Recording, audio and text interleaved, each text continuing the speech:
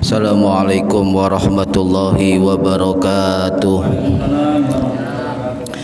Bismillahirrahmanirrahim. Ila hadratin nabiyil mustafa Muhammad sallallahu alaihi wasallam wa ala alihi wa sahbihi ajma'in. Lahumul Fatihah. A'udzu billahi minasyaitonir rajim. Bismillahirrahmanirrahim. Alhamdulillahi rabbil alamin arrahmanir rahim maliki yaumiddin. Iyyaka na'budu wa iyyaka nasta'in. Ihdinas siratal mustaqim siratal ladzina an'amta 'alaihim ghairil maghdubi 'alaihim waladdallin. Rabbi ighfirli wa liwalidayya amin.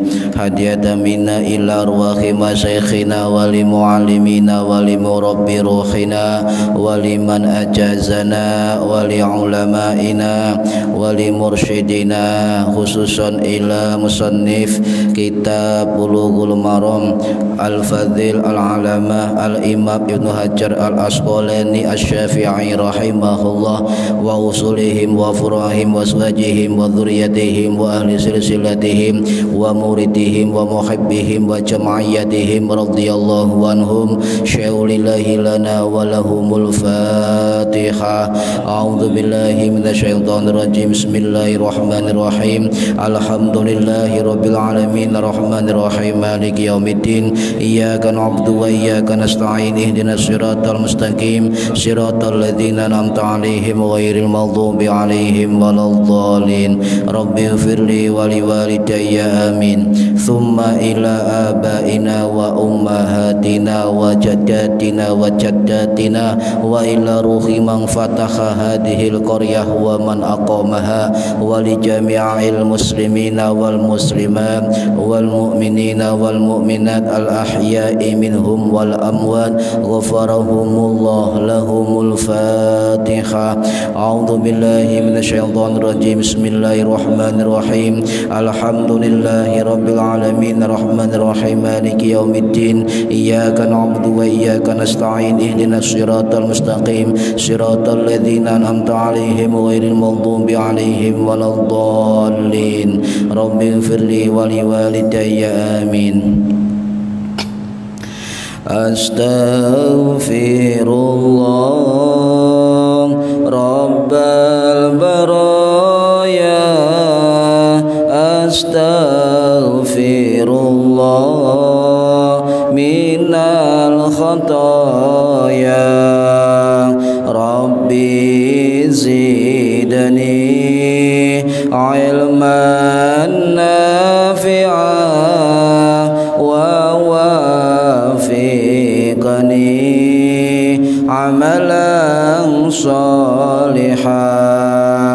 Tambah suwe awal tambah tua, tambah suwe umur tambah sudah, tambah dunya lali sing kuwasa, tambah dosa mlebu neraka.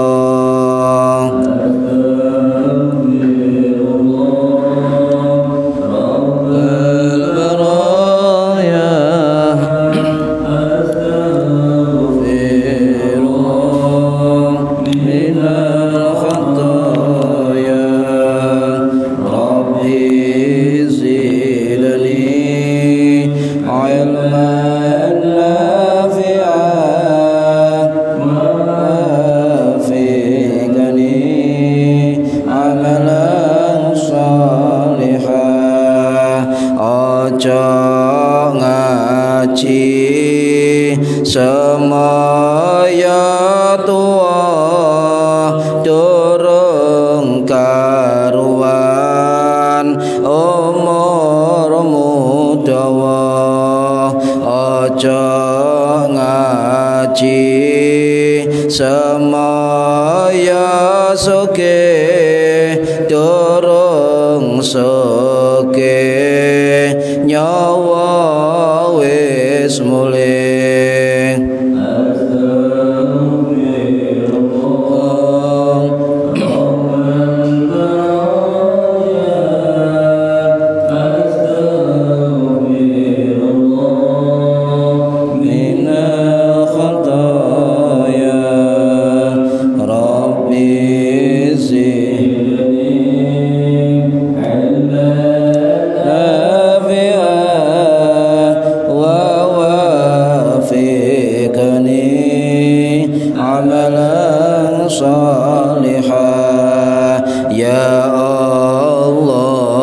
Gusti kula nyuwun pinaringan gesang istiqomah ya Allah Gusti kula nyuwun menawi pecah husnul khatimah amin ya Allah amin ya Allah amin ya Allah amin ya Allah Al-Fatihah. A'udzu billahi minasyaitonir rajim. Bismillahirrahmanirrahim. Alhamdulillahi rabbil alamin arrahmanir rahim maliki yaumiddin. Iyyaka na'budu wa iyyaka nasta'in. Ihdinas siratal mustaqim. Siratal ladzina an'amta 'alaihim ghairil maghdubi 'alaihim waladdallin. Rabbighfirli wa liwalidayya amin. Bismillahirrahmanirrahim. Alhamdulillahi rabbil alamin. Allahumma salli wa sallim wa barik ala sayyidina Muhammadin wa ala alihi wa sahbihi ajma'in. Wa la hawla wa la quwwata illa billahil aliyyil azim. Amma ba'du. Yang saya hormati para bapak, para ibu, jamaah pengajian rutin Kitab Bulughul Maram, mudah-mudahan yang hadir dan yang mendengarkan mendapatkan barokah, manfaat, maslahah wa ni'mata wa sa'ada wa salamah wa syafa'ah fid dini wad dunya wal akhirah amin ya rabbal alamin. Mari yang belum niat diniati dalam hati mencari ilmu lillahi ta'ala. Para bapak yang saya hormati, alhamdulillah kita berjumpa kembali setelah 1 bulan lebih kita libur karena puasa Ramadan. Mudah-mudahan terus istiqomah mencari ridha Allah Subhanahu wa taala. Hadis yang ke-9 halaman 13. Mriku sami 13. Niki kitab asli kula ngaji rumiyin.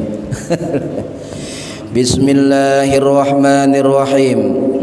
Wa an Abi Qatadah lan saking sahabat Abi Qatadah radhiya muga-muga ngridani sapa Allahu Gusti Allah anhu marang sahabat Abi Qatadah. Anna Rasulullah sallallahu alaihi wasallam satemene Rasulullah sallallahu alaihi wasallam iku qolah dawuh sapa Kanjeng Nabi fil khirrati ing dalem kucing. Innaha satemene kucing iku laisat ora ana apa kucing iku binajasin kelawan najis. Innama ananging pasti hiya utawi kucing iku minat tawafina saking hewan-hewan kang keliling ngelilingi alaikum ing ngatasé sira kabeh. Akhrajahu ngetokno ing hadis sapa al-arba'atu imam papat wa sahahahu lan milang sahah ing hadis sapa at-Tirmidzi imam Tirmidzi rahimahullah wa Ibnu Khuzaimah lan imam Ibnu Khuzaimah rahimahullah. Para hadirin ingkang minulya, ini hadis tentang kucing. Ya. Jadi di sini hadis ini riwayat sahabat Abi Qatadah bahwasanya Nabi bersabda tentang kucing, innama laisat binajasin, sesungguhnya kucing itu tidak najis. Kenapa tidak najis? Ada sebabnya. Innama hiya sak temene kucing iku minat tawafina, hewan yang berkeliling mengitari sekitar kita. Jadi kucing itu memang hukumnya tidak boleh dimakan. Ya, kucing kalau dimakan haram. Biasanya kalau binatang yang dimakan haram biasanya najis. Tapi kucing ini tidak. najis. Nanti saya jabarkan lebih lanjut. Para hadirin rahimakumullah, wa an Abi Qatadah, ya. Jadi hadis ke-9 ini asik bahas kucing meong. Hadis bahas kucing. Wa an Abi Qatadah, lan saking Abi Qatadah. Ini Abi Qatadah ini adalah salah satu sahabat Kanjeng Nabi, ya, radhiyallahu anhu, yang mana beliau punya nama asli. Kalau nama hadisnya itu masyhur dengan nama Abu Qatadah Al-Ansari. Tapi beliau di dalam Al-Kisah, ya, seorang sahabat Nabi bernama Al-Haris bin Rabi'. Ya. Nama aslinya sahabat Al-Haris bin Rabi' Al-Ansari As-Sulami. Ya, niki perawi hadis dari sahabat namanya Abi Qatadah. Insya Allah kalau nggak salah, karena banyak versi, beliau meninggal tahun 656 Masehi di Madinah, di Baqi. Nah, beliau salah satu perawi hadis dari kalangan sahabat. Kalau dalam kitab hadis, beliau meriwayatkan kurang lebih 170 hadis yang sebagiannya diambil oleh Imam Bukhari dan juga Imam Muslim rahimahumallah. Nah, salah satu gelar yang beliau dapat dari pengakuan banyak ulama, salah satunya adalah pengakuan dari Al-Imam Az-Zahabi Asy-Syafi'i rahimahullah yang wafat tahun 1348 Masehi. Dalam kitab Syiar A'lamin Nubala, beliau mengatakan bahwa Abi Qatadah Al-Ansari radhiyallahu anhu itu bergelar Al-Badri. Kenapa beliau bergelar Al-Badri? Sebab beliau termasuk ikut perang Badar. Jadi para sahabat Kanjeng Nabi yang belakangnya biasanya ada Al-Badri, itu biasanya beliau adalah termasuk ikut perang Badar. Jadi Al-Badri. Para hadirin rahimakumullah, sebelum saya menjelaskan tentang kucing atau meong, saya akan jelaskan tentang Abi Qatadah. Sebab kita yakin ketika kita bercerita tentang ulama-ulama soleh, termasuk para sahabat, itu insya Allah rahmati Allah akan turun.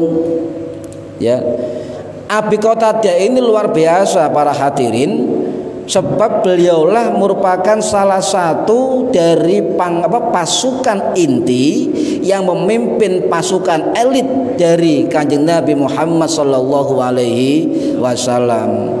Jadi beliau pasukan elit. Cara sakniki tank, pesawat, ngoten, dulu kuda. Jadi Abi Qatadah ini termasuk komandan pasukan elit Kanjeng Nabi berkuda. Bahkan dari sekian ribu sahabat yang paling cepat berkuda itu adalah Abu Qatadah. Bahkan beliau pernah banyak memimpin misi-misi khusus dari Kanjeng Nabi Muhammad sallallahu alaihi wasallam. Bahkan beliau juga dalam riwayat lain sebagai kepala pasukan patroli Madinah, patroli keliling mencari mengamankan daerah Madinah. Kemudian juga beliau termasuk komandan pasukan sergap. Pasukan sergap, ahli menyergap musuh. Tidak usah orang banyak. Nanti saya ceritakan pasukannya Abi Qatadah itu tidak banyak, cuma sekitar 20-an orang, tapi menangan. Nah, ini berarti rahimakumullah. Jadi beliau khusus yang menangani pasukan elit dengan misi-misi yang ekstrim, yang khusus.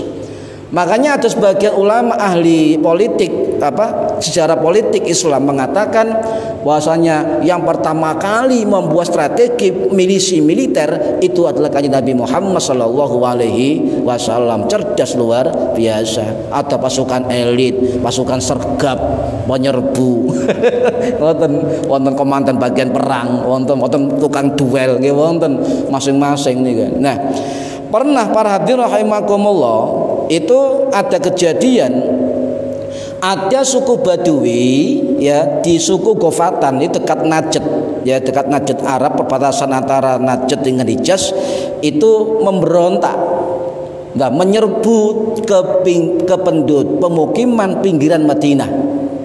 Seluruh kampung dibunuh. Kemudian onta-onta itu dirampas, para wanita ditawan. Nabi mendengar, kemudian dipanggillah Abi Qatadah, khusus pasukan elit. Disuruh Kanjeng Nabi, akhirnya Kanjeng Nabi membuat tim yang namanya misi khusus militer yang namanya misi Dzulqarad namanya. Jadi kalau pemerintah kita membuat misi PBB Garuda 6, Garuda 1, 2 sudah ada zaman Kanjeng Nabi, namanya misi khusus ya militer Dzulqarad. Akhirnya Abu Qatadah nggak butuh banyak orang, cukup dia mengajak 4 anggotanya khusus pasukan elit ya, itu menyerang atau mendatangi perampok itu atau orang-orang ekstrim ya. Kemudian duel, kemudian juga kejar-kejaran, lari dikejar oleh Abu Qatadah. Dan anehnya jarak yang ketika kalah, jaraknya itu jauh tapi dikejar oleh Abu Qatadah karena memang mahir menunggang kuda ya. Tapi sayangnya satu teman beliau yang bernama sahabat Akhram As-Sa'di ya, itu meninggal dengan duel dengan kepala perampok suku Badui Gofatan itu. Nah, kemudian menang ya, cukup 4 orang menang. Ini pasukan khusus, Pak, pasukan elit. Jadi kalau negara ini membentuk pasukan elit khusus itu sunnah karena Nabi pernah melakukan ya. NU membuat pasukan khusus yang benar banser enggak apa-apa, sebab Nabi juga pernah membuat tim atau kelompok khusus untuk pengamanan. Kemudian ada lagi kejadian, ada pemimpin suku Badui juga ya bernama Abu Rafi, itu memberontak. Nabi mendengar sekelompok dari Abu Rafi ini membuat pasukan militer untuk menyerbu Madinah. Kemudian Abi Qatadah dipanggil lagi oleh Nabi, mari silakan datangi, hancurkan ya, hancurkan. Butuh berapa orang sampai untuk menghancurkan militer musuh? Jawabannya Abu Qatadah, cukup 18 orang loh ya, titik kakek pasukan elit. Cara sekarang yang di Irian Jaya itu Papua pasukan setan mungkin gitu khusus ya, pasukan khusus. Akhirnya menang walaupun hanya 18 orang. Ada lagi misi lagi banyak. Memang beliau ahli militer, memang ahli elit ya, pasukan khusus. Kemudian ada lagi ekspedisi khusus dari Nabi berangkat ke Khadirah, suku Khadirah yang mau membentuk militer untuk menyerang atau memberontak kepada Madinah. Berangkat lagi Abi Qatadah, berangkat dengan jumlah sekitar 15 sampai 20 orang. Karena memang itu musuhnya berat ya, itu baru sukses selama 15 hari. Ya, ini berarti kalau ada militer target sekian hari harus selesai, sudah ada zaman Kanjeng Nabi. Ya ini jadi sunnah-sunnah nggak hanya di bidang ibadah. Kanjeng Nabi juga memberikan contoh tentang bagaimana strategi militer di dalam memenangkan dari musuh. Ini Abi Qatadah, kelebihannya luar biasa. Nggak terakhir, Pak, banyak misi lah. Cuma yang paling masyhur, beliau itu pernah diutus ekspedisi militer khusus ke Gunung Idam atau Gunung Adam. Ya, cukup dengan 8 personil. Kakek 8 personil. Kalau sahabat dulu disuruh Kanjeng Nabi berangkat, Pak, budal ya, berangkat. Ya kalau sekarang tidak, turung sarapan. Kakek alasan sebab kita ini tidak siap mati ya. Kalau sahabat dulu siap mati ya, siap untuk Islam. ya berangkat. Padahal ketika misi ini paling berat itu terjadi pada bulan Ramadan dalam kondisi puasa. Berangkat Abu Qatadah dengan jumlah cuma 8 personil, nggak mundur ya. Kenapa? Sebab ada misi khusus yang paling berat di sini Abu Qatadah. Kenapa? Sebab Nabi mau menyerang Mekah supaya dunia tidak fokus kepada kanjeng Nabi di Madinah, maka ada pengkhianat di luar Madinah disuruh menyerang oleh Abu Qatadah agar dunia mengalihkan perhatian tidak ke Madinah. Sekaligus karena dekat Mekah, maka Abu Qatadah dan timnya untuk penyelidikan bagaimana kondisi kota Mekah yang terakhir. Ini ahlinya beliau ini, menyelidiki, intelijen itu ahlinya. Jadi strategi politik, strategi militer sudah dikuasai oleh kanjeng Nabi Muhammad Sallallahu Alaihi Wasallam. Pasukan panah punya, pasukan berkuda punya, pasukan duel punya, ya, dan sebagainya. Nah, kemudian ini turun ayat. Sebab apa? Ada kejadian yang memang menjadi pengalaman atau pengajaran kita bersama. Ketika mendengar pasukan Abu Qatadah masuk sebuah kampung yang memberontak terhadap Nabi di Madinah, maka kampung itu kosong, Pak. Keweden, ketakutan, kosong. Tiba-tiba ada sebuah rumah yang ada penghuninya 1 orang laki-laki. Didatangi oleh Abu Qatadah dan pasukannya. Kemudian laki-laki ini keluar dari rumahnya, disalami oleh Abu Qatadah, "Assalamualaikum warahmatullahi wabarakatuh." Kemudian dijawab oleh orang itu, "Waalaikumsalam," dan seterusnya. Tetapi temannya Abu Qatadah juga seorang sahabat, ya, itu bernama Muhallim bin Jussamah. Muhallim bin Jussamah itu gak sabaran, langsung pedang Yunus dipenggal leher orang tersebut, mati. Kemudian hewan gembalanya atau pedangnya dibawa oleh Muhallim bin Jussamah, alasannya untuk rampasan perang dan serahkan kepada kanjeng Nabi Muhammad Sallallahu Alaihi Wasallam. Ditanya oleh Abu Qatadah, "Mengapa kamu bunuh?" Sebab dia salamnya itu untuk pura-pura saja, ya. Nah, ya, nanti kita akan laporkan pada kanjeng Nabi Muhammad Sallallahu Alaihi Wasallam ini. Nah, kemudian ketika tiba di Madinah, Abu Qatadah lapor kanjeng Nabi, "Ya Nabi, ini Muhallim bin Jussamah membunuh orang yang menjawab salam kita." Ya. Apa kata kanjeng Nabi? Kanjeng Nabi marah, Pak. Ya. Kanjeng Nabi marah, kecewa, dan juga sedih mendengar peristiwa ini. Bahkan Nabi juga memanggil Muhallim tadi, dipanggil oleh Nabi. Kemudian Nabi dawuh, "Dosamu tidak akan diampuni oleh Allah Subhanahu wa Ta'ala."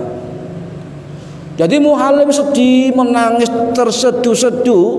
Akhirnya 7 hari setelah dimarahi kanjeng Nabi, beliau meninggal dunia. Saking sedihnya, ya. Coba kita dimarahi orang tua sedih, ya. Normalnya dimarahi kanjeng Nabi tambah sedih. Nah, kemudian ada kisah begini, ketika dikubur, ya, dikubur itu setiap dikubur di lubang ada lubang dikubur itu buminya bergerak, nggak mau menerima jasad Muhallim bin Jussamah. Pindah lagi sama, bergejolak, kayak dibuang itu, dilempar oleh bumi. Pindah lagi, dibuang lagi oleh bumi. Kemudian lapor kanjeng Nabi, "Ya Rasulullah, ini jasad Muhallim bin Jussamah kok gak diterima oleh bumi, kenapa?" Sebab dia telah melakukan dosa besar. Bahkan orang lebih jahat dari dia masih terima oleh bumi. Nah, ini Nabi mengatakan, jangankan dia, sedangkan orang yang lebih jahat darinya itu diterima oleh bumi, tapi dosanya dia dimuntahkan oleh bumi atas izin Allah Subhanahu wa Ta'ala. Nah, dalam kitab hadis yang lain diterangkan oleh para ulama, Maksud dari dawuh Nabi terhadap jasad Muhallim bin Juthammah itu begini ya, sebagai bentuk balasan terhadap Muhallim bin Juthammah. Kenapa? Sebab dia seorang muslim, Muhallim seorang muslim itu telah ngawur atau serampangan membunuh orang dan menuduh seseorang sebagai kafir. Hati-hati. Jadi jangan mudah kita untuk menuduh atau memvonis orang lain kafir. Apalagi sepeda pendapat kafir, kelompok takfiri, kelompok yang mudah mengkafirkan orang lain. Ini hati-hati, riwayat sahih ini kan. Jadi sebagai peringatan untuk kita semua. Kemudian Kanjeng Nabi memerintahkan para sahabat jangan dipendam di dalam bumi, tapi taruh di celah-celah jurang atau gunung dan ditimbun oleh batu-batu besar. Nah, ini sebagai pelajaran kata Nabi, sebagai pelajaran kita bahwasanya jangan mudah untuk menuduh orang lain kafir. Titik kafir, titik kafir. Ini pelajaran bagi kita semua. Ada lagi juga pasukannya Abu Qatadah juga yang bernama Al-Miqdad bin Al-Aswad. Pasukannya elit itu juga sama, hampir sama kisahnya. Itu ketika menyerang para pemberontak itu dalam satu kampung, ada satu orang penggembala di tanah lapang dibunuh langsung. Padahal dia ketika Abu Qatadah dan pasukannya menghampiri dia, langsung dia bersyahadat. Orang tadi asyhadu alla ilaha wa asyhadu anna muhammadar rasulullah, dipanggal oleh Al-Miqdad bin Al-Aswad. Marah Abu Qatadah. Ya dilaporkan Kanjeng Nabi, marah juga ya. Turunlah ayat Al-Qur'an akibat kisah-kisah seperti itu. Coba kita lihat surat An-Nisa ayat 94 ya. 94. Ya ayyuhalladzina amanu idza darabtum fi sabilillah. Orang-orang beriman, janganlah membunuh ya, janganlah ketika dalam perang ya, fatabayyanu, maka telitilah terlebih dahulu. Fatabayyanu, maka telitilah terlebih dahulu. Ya, wala taqulu, dan janganlah kamu mengatakan liman alqa ilaikumus salam, kepada orang yang memberikan salam. Loh, tadi kisah sahabat Muhallim ya, yaumul lasta mu'minan, kemudian mengatakan dia bukan orang mukmin ya. Ya tabataguna aradul hayati dunya, apalagi dengan maksud untuk mencari kekayaan dunia. Ini peringatan besar bagi kita semua. Jangan mudah untuk menuduh orang lain kafir, bahkan dia menjawab salam kita, bahkan dia juga bersyahadat. Wong kita tetap sholat kok, tetap zakat kok dituduh kafir. Kas pendapat dituduh kafir. Hormat bendera, nyanyi Indonesia Raya dianggap kafir. Lo cek gampangnya kopar kafir. Jangan ditiru ya. Itu sudah jelas dalam riwayat ini, tidak boleh oleh Kanjeng Nabi Muhammad sallallahu alaihi wasallam. Bahkan para ulama hadis ketika menjelaskan hadis itu, riwayat itu mengatakan ini bentuk peringatan berat atau besar bagi orang-orang yang bergaul dengan masyarakat dan mudah untuk menuduh orang lain kafir. Jangan sampai ya. Para hadirin rahimakumullah. Nah, kemudian kisah ini itu akhirnya dilupakan oleh banyak orang. Banyak dilupakan. Misalnya contoh begini, yang paling benar saya ya togut, misalnya berhala dan sebagainya, kafir, bunuh. Siapa yang berganti agamanya, bunuh. Nah, ini susah. Loh, kalau memang Kanjeng Nabi itu ada sahih, betul, ada sahih. Pernah ada ustadz di YouTube mengatakan barang siapa yang mengganti agamanya maka bunuhlah. Nah, sekarang balik lagi ya, ketika Nabi Fathu Makkah, banyak orang kafir kan Mas Yan, belum Islam, tapi Nabi tidak membunuh. Ada orang kafir yang ditawan di Masjid Nabawi juga tidak dibunuh. Mantan suaminya Hindun juga tidak dibunuh. Lah ini berarti kontradiksi hadis sahih dengan langsung kenyataan sikap Nabi terhadap orang-orang non muslim. Kan itu. Jadi makanya ulama hadis itu kemudian menyimpulkan tidak gerusa-gerusu untuk menyerang, menganggap sesat atau mengkafirkan orang lain. Nah, para hadirin rahimakumullah, hadis ke-9 ini masyhur ya, sangat masyhur tentang kucing itu tidak najis. Ini banyak dalam kitab-kitab hadis ulama. Hampir puluhan ulama besar dalam kitabnya itu mencantumkan hadis ini.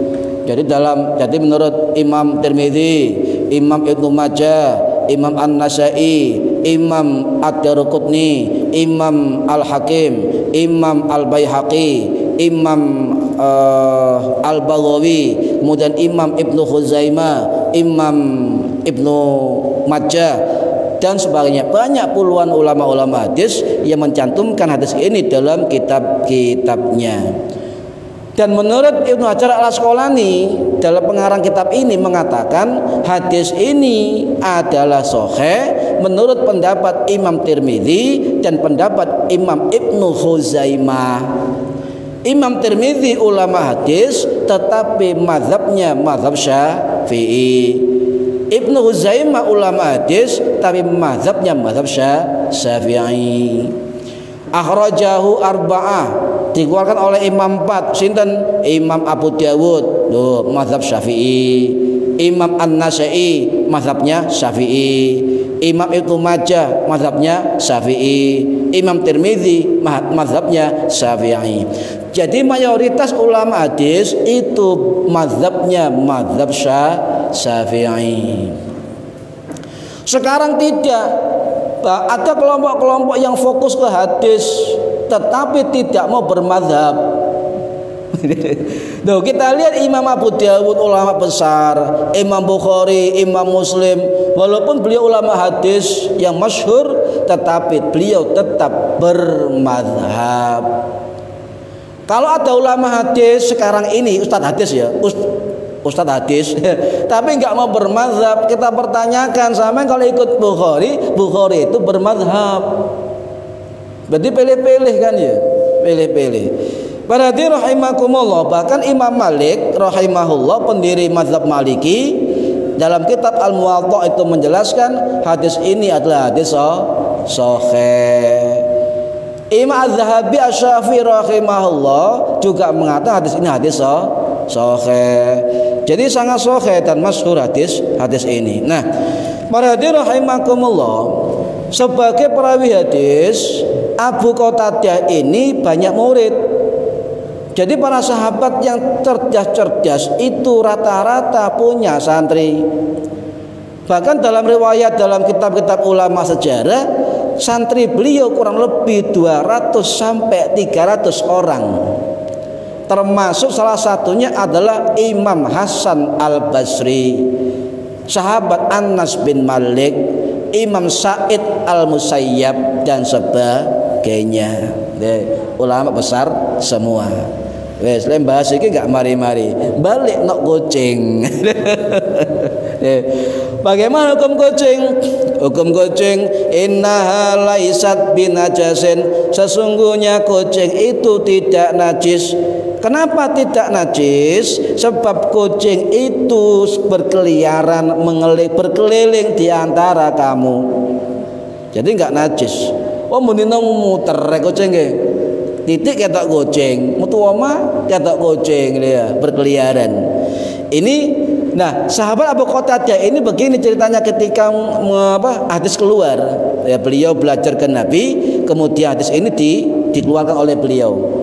Ketika Abu Qatadah dari luar rumah masuk ke rumah, itu menyuruh istrinya menyiapkan air untuk wudhu. Disiapkan untuk wudhu.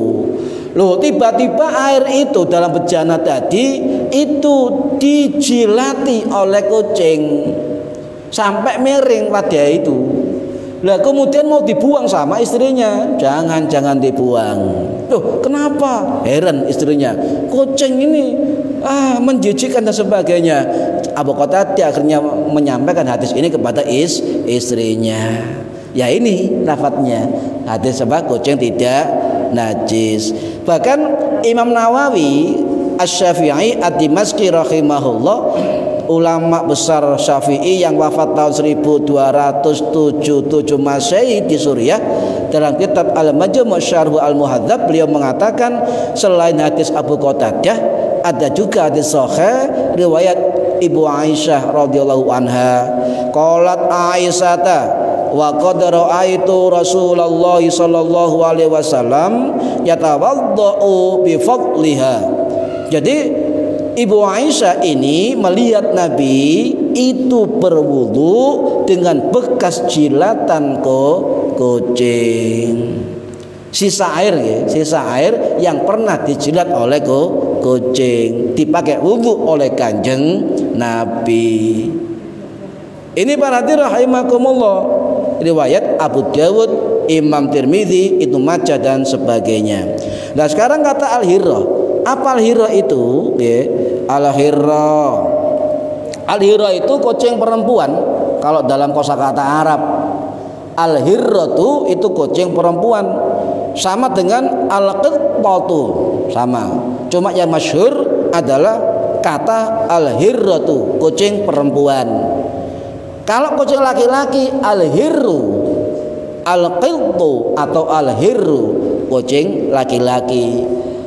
Sedangkan kalau Abu Hurairah, okay, Hurairah itu kucing cilik.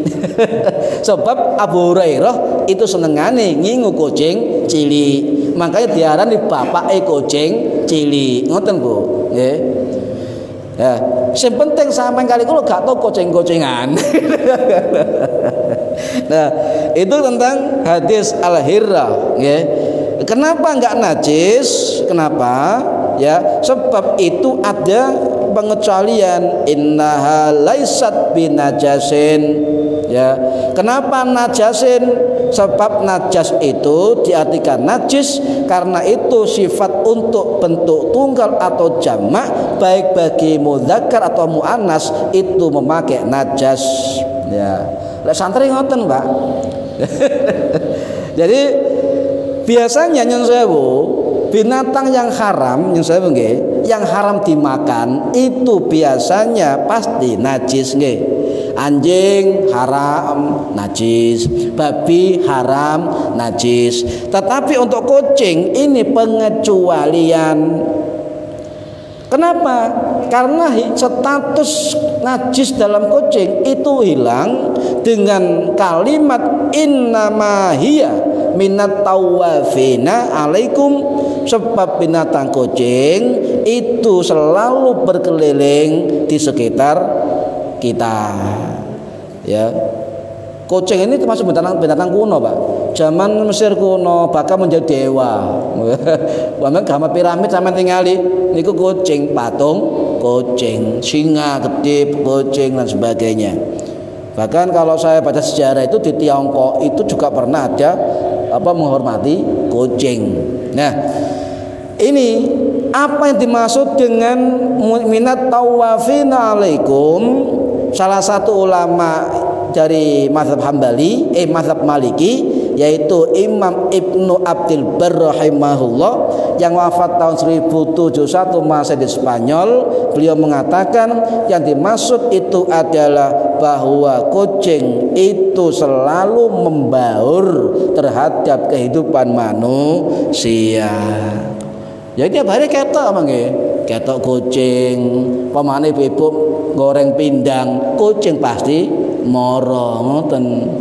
Ya, ini karena kita nggak lepas dari kucing. Ini saya jelaskan hukum mengingu kucing, Nah, kemudian Imam Nawawi itu menjelaskan begini.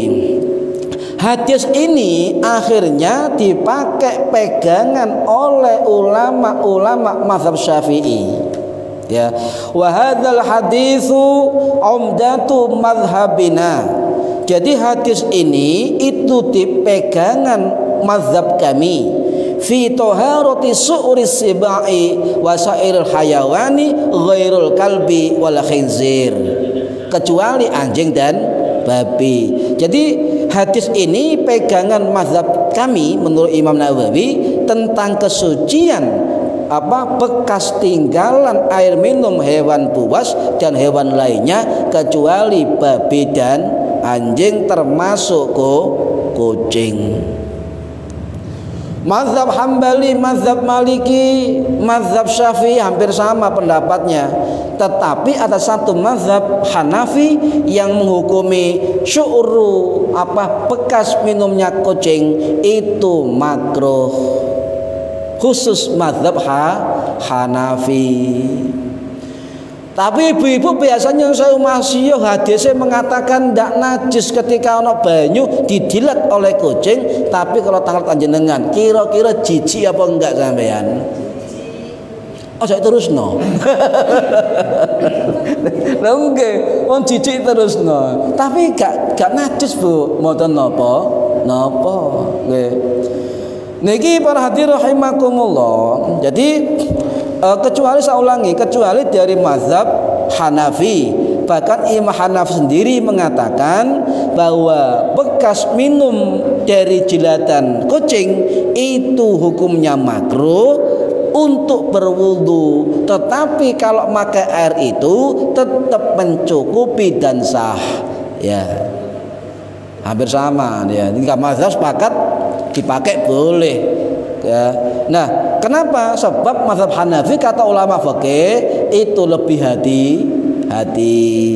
Barangkali pas dilatnya itu ada najisnya, ngoten.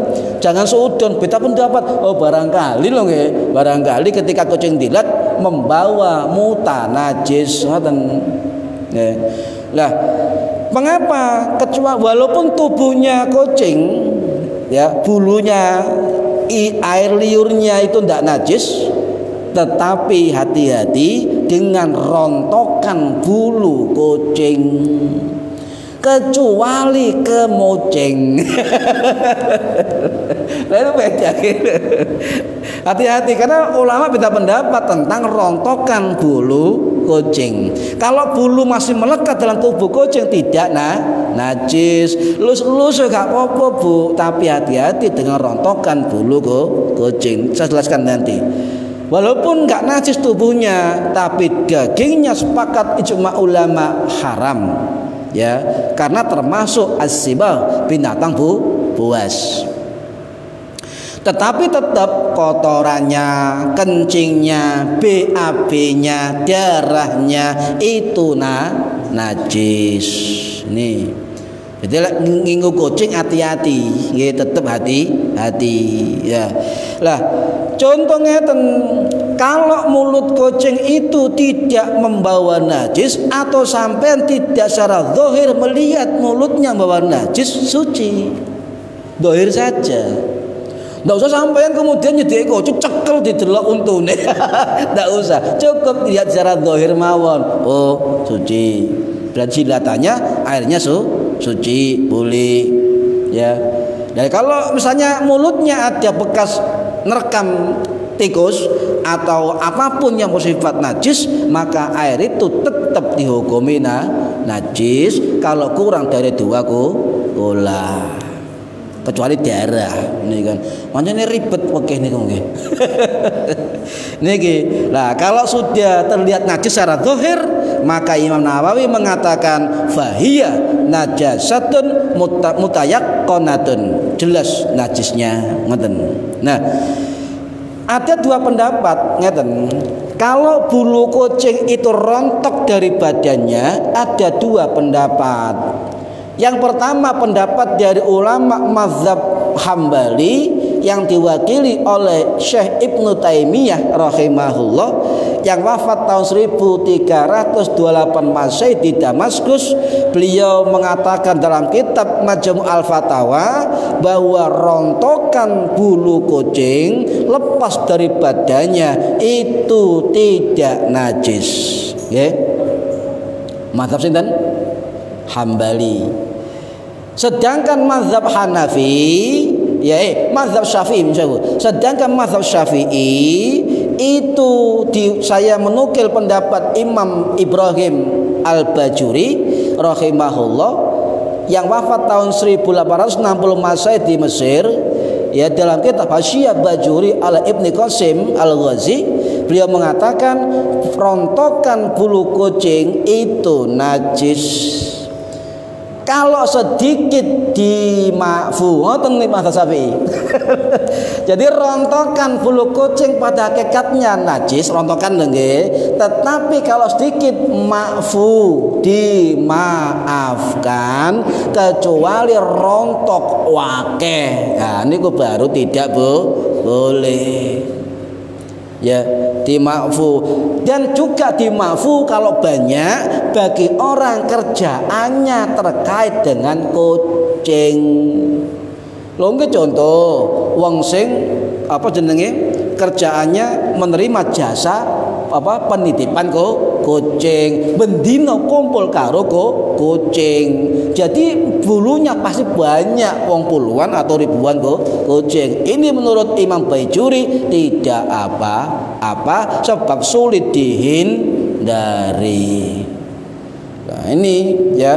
Jadi toleransinya dimakfu kalau sedikit, kalau banyak ya lihat dulu, kecuali bagi orang yang kerjanya terkait dengan kucing. Nah, bagi orang yang melihara kucing hati-hati ya, itu harus dirawat temenan ya, dirawat ya, kemudian disureni Bu ya.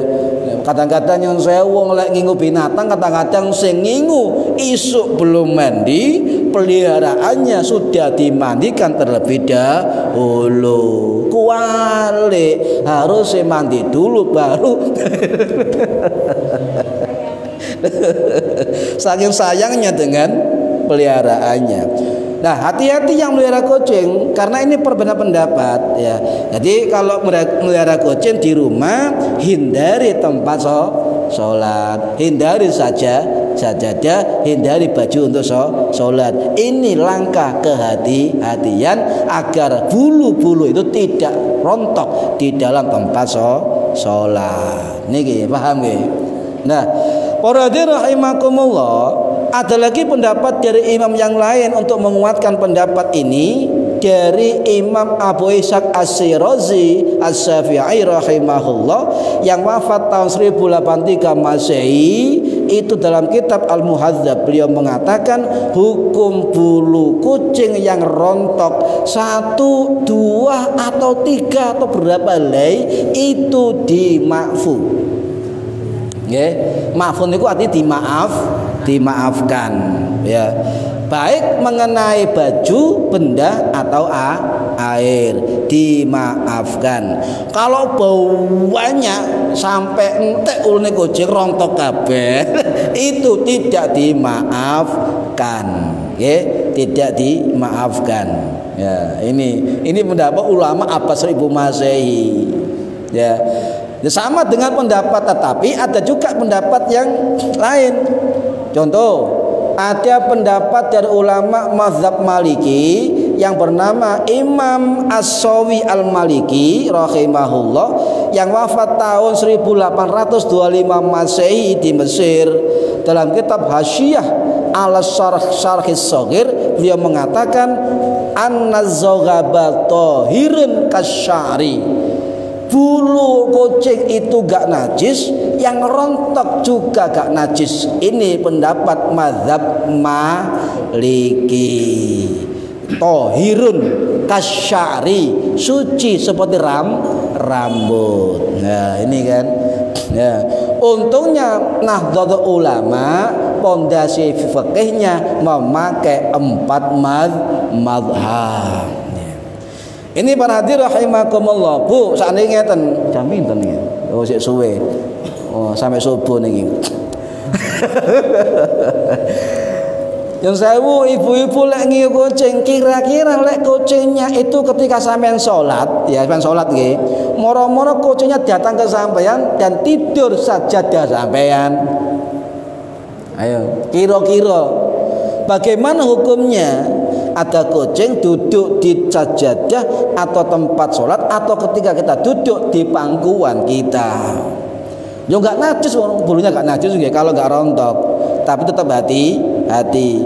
Kita lihat kalau secara fisik zahir kucing itu tidak membawa najis, zahir mawon wis itu sudah yakin tidak najis.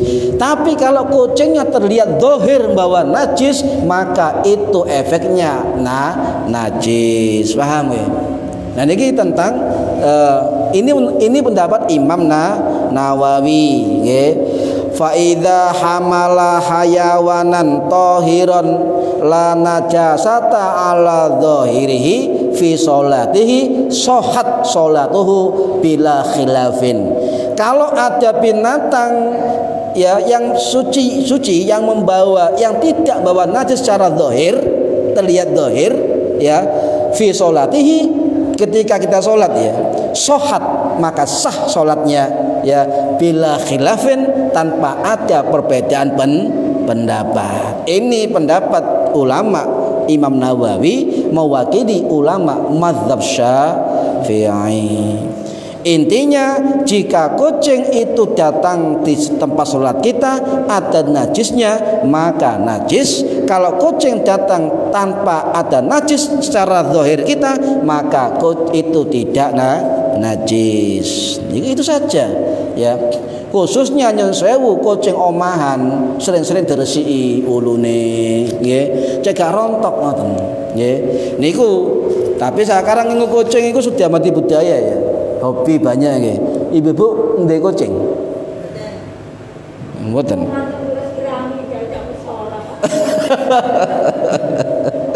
Lah, bagaimana kucing, hukumnya kucing masuk masjid atau mushola? Sampai tak ini. Bagaimana hukumnya kucing masuk masjid atau mushola? Nah, ini pendapat dari mazhab Syafi'i. Ya, ada ulama yang wafat tahun 1085 Masehi dari Syafi'i yang bernama Al-Imam Al-Alamah Asy-Syekhul Kabir Al-Mutawalli rahimahullah. Itu dikutip oleh Imam Nawawi dalam kitab Al-Majmu' Syarah Al-Muhadzab. Beliau mengatakan makruh membawa kucing ke masjid atau musola, makruh, tapi tidak haram. Makruh. Tetapi mengapa makruh? Sebab ulama Syafi'i hati-hati Bu, dikhawatirkan kalau nggak makruh kucing itu secara bebas dibawa, padahal kucing membawa barang najis, khawatir mengotori lantai masjid atau musola. Dengan catatan walaupun makruh dan boleh dibawa ke dalam masjid, dengan catatan kucing itu betul-betul ya tidak membawa najis. Tapi kalau jenengan tahu kucing itu dari got, kucing dari got dintas, digawa nok musola, barang najis, maka itu hukumnya haram. Jelas-jelas untuk jelas-jelas apa najis loh nggih. Wa yahrumu idkhalun najasati ilal masjidi. Jadi jelas-jelas hukumnya haram ketika memasukkan najis ke dalam masjid, termasuk kucing sing gawa najis. Paham Bu? Nah, niki harus paham. Imam Nawawi. Pernah saya mendengar di YouTube ada ustadz mengatakan kencingnya kucing tidak najis. Nah, pernah dengar teman ya? Ya. Ono kencing kucing tidak najis. Kita luruskan para hadirin, walaupun kucing sebulunya air liurnya tidak najis, tetapi kotorannya tetap najis, baik kotoran kencingnya maupun kotoran BAB-nya. Kayak menungso BAB ya. Kotorannya gitu aja ya. Terhormat kucing ini. Nah, itu apa namanya? Najis tetap. Hewan yang tidak boleh dimakan ya, itu biasanya najis. Nah, Nabi dawuh anan nabiya ya naha an aklil hirrah. Nabi melarang kita untuk makan kucing. Hadis sahih. Ya larangan, larangan. Ya, jangan sampai dilarang, dicegah, tidak boleh makan daging kucing. Ini sepakat para ulama semua bahwa daging kucing hukumnya haram atau najis, daging kucing. Ini pendapat Imam Malik, Imam Hanafi, Imam Maliki, Imam Syafi'i sepakat.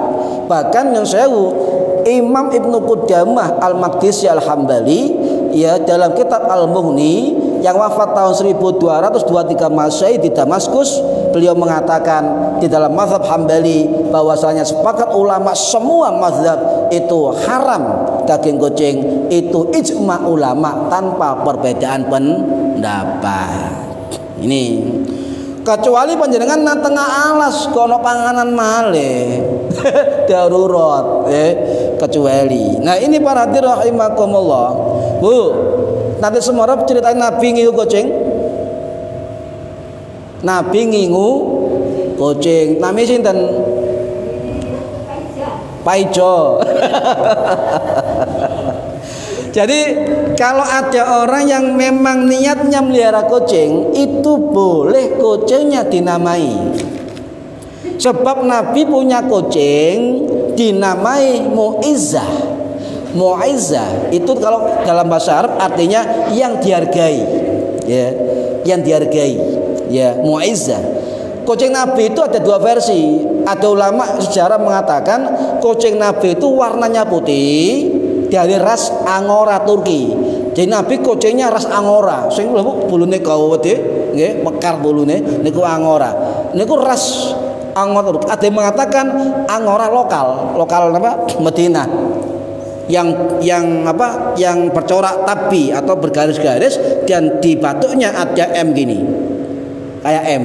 Ya, itu versi yang kedua dari para ulama. Wallahu a'lam. Cuma yang masyhur kucing Kanjeng Nabi namanya Mu'izzah, warnanya putih dari ras Angora Turki.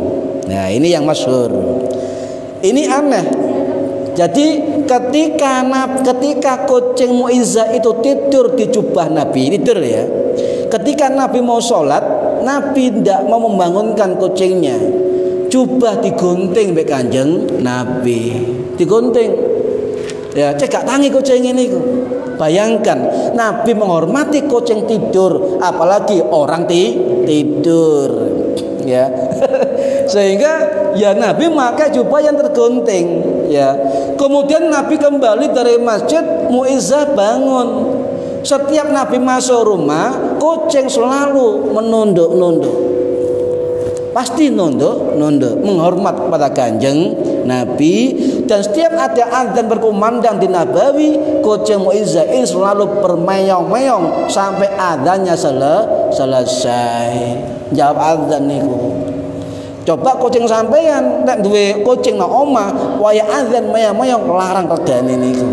Sampai ngomong iki kucing kok kucing Kanjeng Nabi. Tapi meongnya pas azan keluwen Bu, kabukara azan. Para rahimakumullah. Bahkan juga riwayat lain mengatakan Kanjeng Nabi ketika pernah khutbah itu kucing Mu'izzah naik ke mimbar di pangkuan Kanjeng Nabi. Bahkan ada juga riwayat ketika Nabi menemui tamu, sering juga kucing beliau itu di pangkuan Kanjeng Nabi. Dilus-lus ndase se. Ngoten riwayate, ndase dilus-lus ping 3 baru awake dilus-lus. Ana carane ngelus kok kucing, ndase rumiyin baru awake ping 3. Niku riwayat Kanjeng Nabi dengan kucingnya. Bu, Ibu Aisyah radhiyallahu anha, istri Kanjeng Nabi juga ngingu kucing. Tapi kucing beliau pergi tidak kembali. Sedih. Sedih. Nah, ini kisah banyak tentang ini, nggih. Jadi intinya hukum kucing itu jilatan kucing dalam sebuah air, apalagi air itu untuk wudu tidak apa-apa.